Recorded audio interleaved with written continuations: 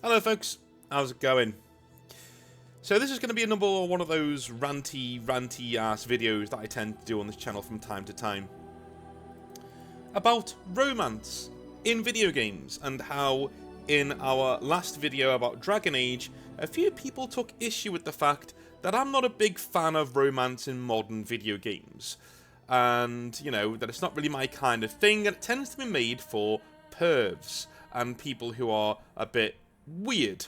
I get why you were offended by that, completely. But on the flip side of that, I don't really care, number one. And number two, I thought this would be a really good exploration video. Let's expand on what I was saying and what I meant by what I said.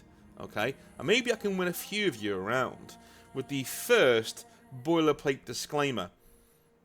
I don't hate romances in video games. In fact, I think some of the best games I've ever played, certain parts of that really high score has come from the fact that they have very well-written romances within them. Dragon Age Origins is one of them. The first one that I ever came across that would really knock my socks off was Knights of the Old Republic with Bastila, right? That was a very well-written romance. Now, how I feel about romances in video games is that they shouldn't be the be-all and end-all, and they shouldn't be treated like some sort of throwaway feature in the game that needs to be there, or all the perverts who want to play with their really weird electric dolls will get really annoyed if it's not, right? That's not what they're for. Again, welcome to Northern Exile. I say things in a very provocative way because that's just how I am, right? And I find it's easier for me to express myself in this way. So I don't hate all romances, right? I like romances if they are written well. And how would you write a romance well? By not writing a romance. I'm serious. You write two people in a situation that grow closer, and eventually, naturally, they end up having romantic feelings and having a relationship, right? That's how you write it. I would like to juxtapose two different things, both from Dragon Age.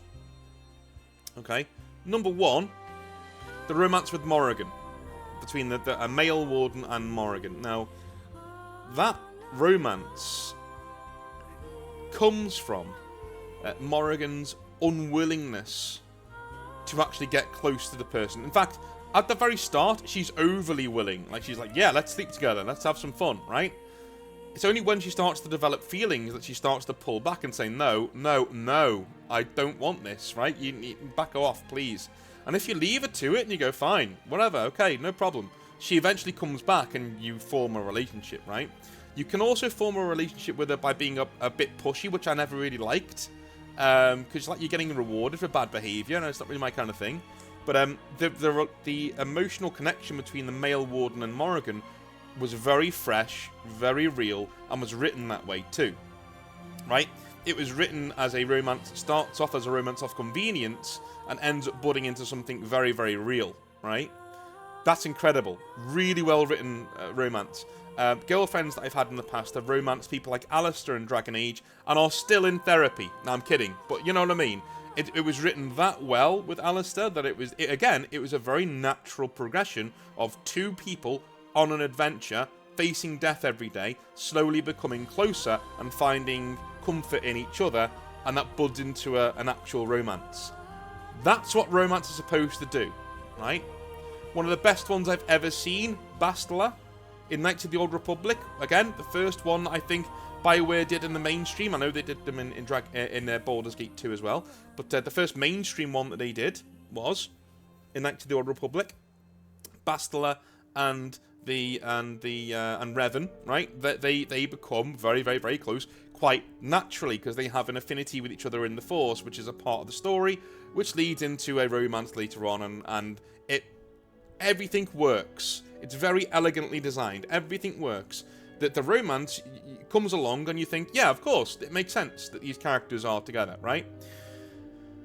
Those are some of the only instances in gaming where I can say that. I'm serious, because after this, it became a wanted feature of the game. Rather than something that is just a byproduct of the story being the story, romances became a feature that was demanded by a lot of people who went on and bought these games. Starting in Dragon Age 2, where we had very convenient romance options that were just out of nowhere, really. You know, you're traveling together, so you just start fucking. Okay, fine. Especially with Isabella. Oh my god, that was cringe, right? I mean, my characters always do it because she's fun, but like that's it though. There's no, there's no real connection there. And then in Inquisition, Dragon Age Inquisition, we go and have characters who are, lovely, I guess. They're fine, but all of their romances are very quest-oriented. In fact, the romances of Dragon Age Inquisition are literally quests. Literally.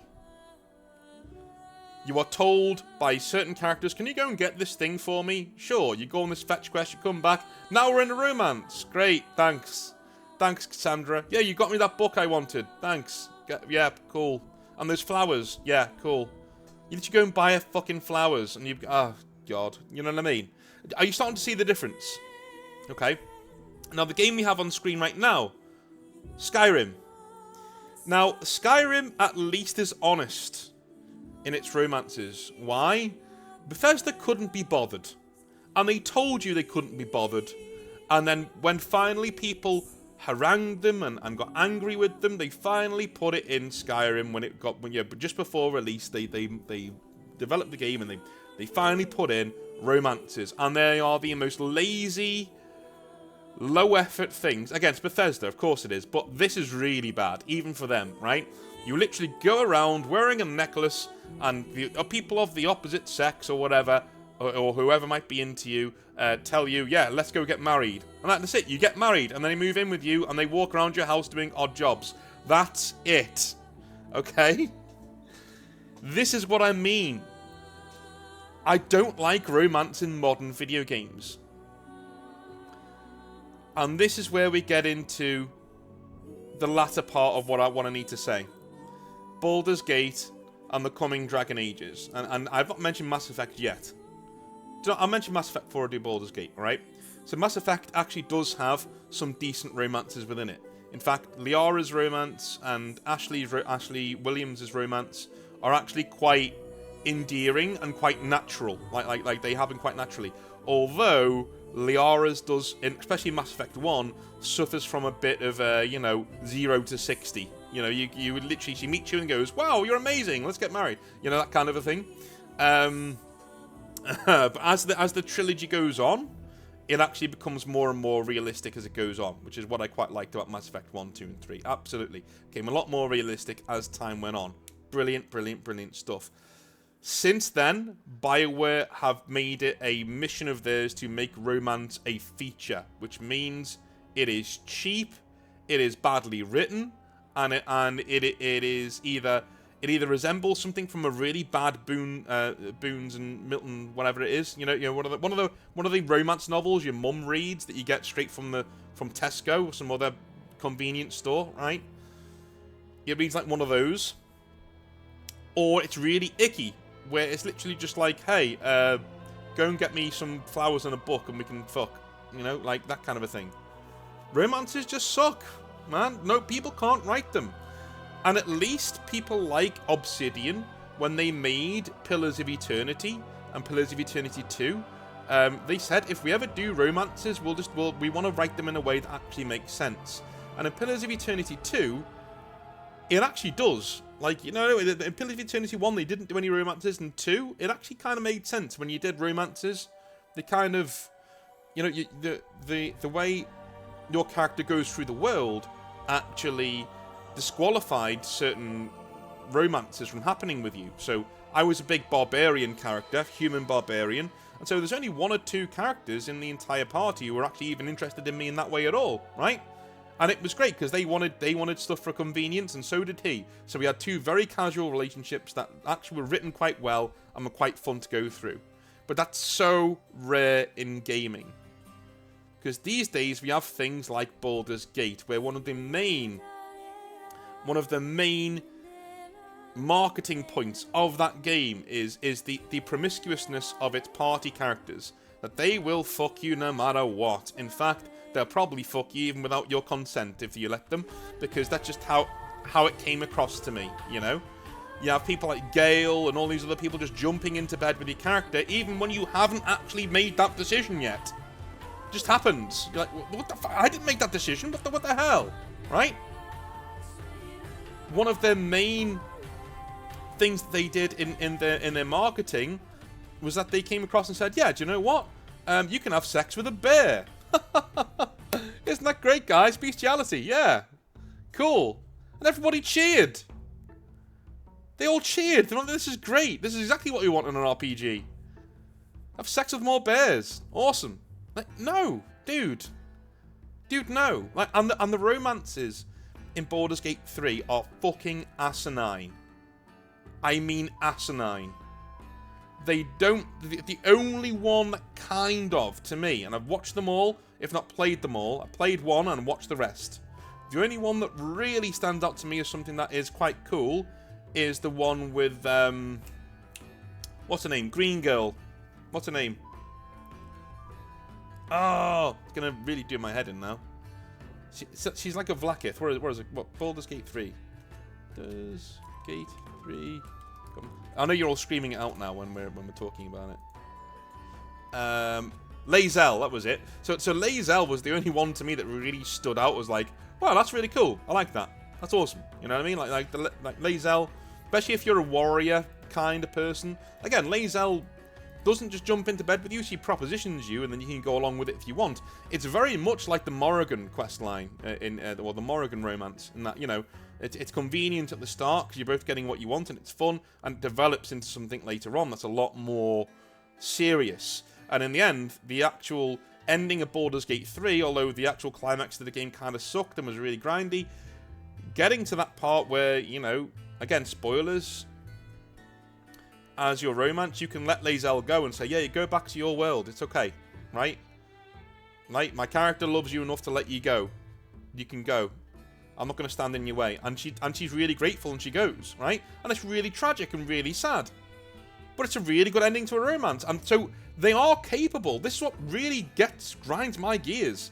Companies like Larian are capable of writing in-depth, really deep, really cool romances that actually work. But most of the time, they end up in bear sex. Sorry, they do. Most of the time, their romances are contrived, and they're there to fulfill the wish fulfillment of the people playing the game, not because it serves the story. And that's where I have my issues. I have my issues where romances are a feature of the game because you demand it, because you're a weirdo, and you can't stand to not play a game where you're not getting to fuck every 5 minutes. I hope I'm winning a few people over in what I'm saying, right? I'm not against romances at all. In fact, I think when they're well written, they can be things that absolutely pull you headfirst into the world and really ingrain you in the character and their story and how things are changing over time in their story.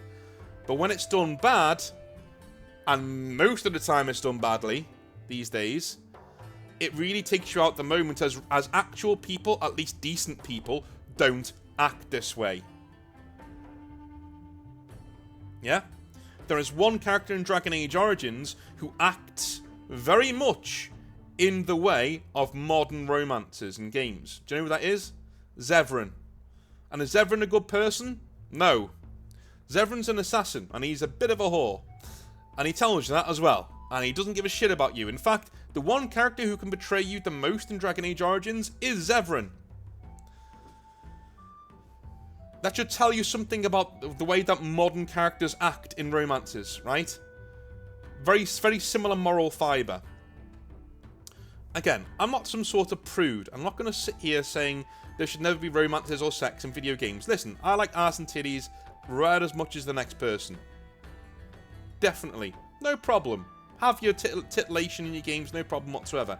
I draw the line when it becomes a feature that everybody demands be in the game, and then, you know, we write these really weirdly obsessive pieces of poetry and fan fiction and you know, porn and all sorts about these characters that don't need to be there. Let's be honest. They don't need to be there. And Again, I very much am aware that I resemble a man standing on his lawn with his newspaper rolled up, shouting at all them kids for having a good time. Dude, don't get me wrong. I absolutely love romances when they're done well. Love the Morrigan romance. I actually look forward to playing Dragon Age just to see that story happen again. Right? I love the Lae'zel romance. So whenever I play Baldur's Gate 3 again, and I might do, I might not. I didn't like the game that much, but that would be the romance I go with. Because the rest are just asinine to me. They're literally, we're travelling together, we may as well fuck. We're travelling together, we may as well do this, we may as well do that. Where's the connection? Where's the deeper part to this? There isn't one, right? It's vapid. It's empty. And I refuse to believe that that's what the world needs to be reduced to. Vapid, empty relationships between vapid, empty people and characters. I don't want that in my games. You know? Write your romance as well, and trust me, they are a great tool for making sure that people are ingrained in your setting and what is going on in your game. Write them poorly, and you get somebody like me on the internet complaining about it. Now, going forwards, we've seen in Dragon Age 4, Dragon Age the Veilguard, as we saw it the other day. Most of the articles I'm seeing for that game, what are they about? Are they about gameplay? Are they about the setting? Are they about the story beats? Are they about, you know, what's going on in the wider world? No, they're about romances. Who can we romance? What can we do with them? Are they all pansexual? What's their deal? You know, what's going on there? Who fucking cares? Who cares? Play the game. And this is what I mean by degeneracy. What is wrong with you people? Just play the game. Why do you have to be such a degenerate? Why do you have to sit there and moan and bitch and complain about this person's gay and not lesbian and not straight, or this person's straight? Who cares? Just play the game. Why does every single piece of articles of news about this new Dragon Age game revolve around who's going to stick their dick up my ass? That sounded really wrong. But you know what I'm saying, right? I don't care. Write good characters. And let my character, and me to a certain extent, fall in love with them naturally. As we go through the story and have things happen to us and have things change the way that we look at our characters. Write a decent yarn for me to get my teeth into, and the rest will follow. This vapid, empty nonsense of, yeah, every character in Dragon Age Veilguard is pansexual. That's the first thing they led with. Everybody's pansexual. It doesn't mean the player's sexual.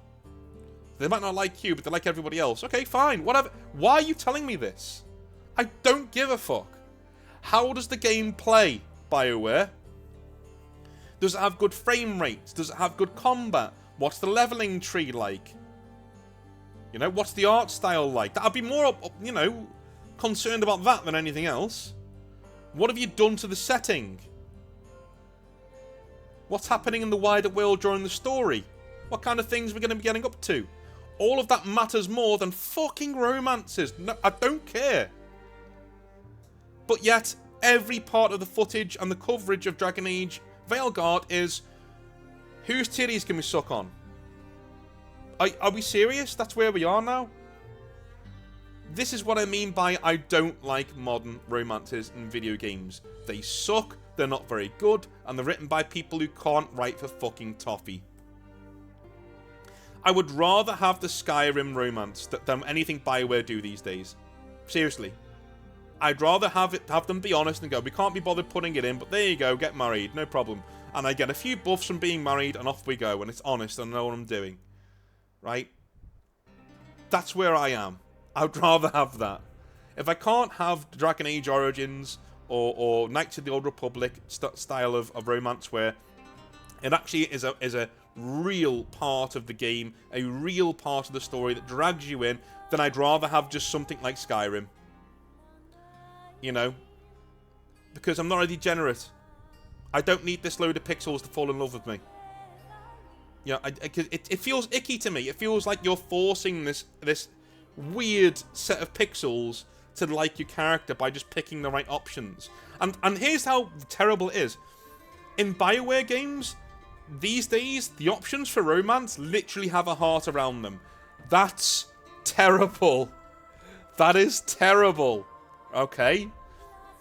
Just give me things to say and have my character naturally turn off or turn on the characters around them naturally. Don't tell me what choice will forward the romance a bit further. All you're doing there is making it a feature, making it a gameplay thing, and it feels icky. Because that's not how life works, dude. That's not how life works. That's not how your game should work. If you want to simulate an RPG, a role-playing game, it's not how your game should work either. Do not have a dialogue wheel with a heart next to it to the one. Click this one if you want to touch nasties, right? That's so stupid. Do what Dragon Age Origins did. Have a numbered section of responses that you can say in a conversation, and don't tell the player which one will lead to a romance. Have them naturally go through the game and roleplay a character and see what characters are interested in the character that they are roleplaying. It really does drag you far into the world when you do stuff like that. Stop making it a surface level, vapid piece of bullshit and actually make it a part of the storytelling journey. That's what I want romances to be. And if you don't agree with me, you like shit games. I'm sorry, you do. You do. And this is one of those hills I will die on, right? If you don't agree with me, I don't want to play the games that you play. And you probably don't want to play the games that I play either. Or at least if we do, we're playing them for very different reasons. You're there to get titillated by a set of pixels. I'm there to enjoy a story. That's where I am, alright? I'm well aware that this will turn a lot of people off. I'm well aware it annoy a lot of people. I fully respect your right to disagree with me and to not listen to what I have to say. But hopefully you did. And even if you do disagree with me, you sort of see my point in a few different ways here, even though, by and large, we disagree, alright? Let's be respectful in the comments. Let's have a good go, let's have a good talk. But that is why I think romances in modern video gaming, in the sphere, generally suck ass. Really bad. And I avoid them like the plague if I can. Alright? I love you a long time. I will speak to you with some more Dragon Age pretty soon. We'll be doing some more Dragon Age. And there'll be a bit more Rantage next week, I think, because more Dragon Age Veilguard stuff is coming out thick and fast. Ooh, coming out thick and fast. That's not what we want from this video. Anyway, love you all. Speak to you soon. Be safe, alright? Even if you disagree with me, be safe and be good. Speak to you soon. Bye now.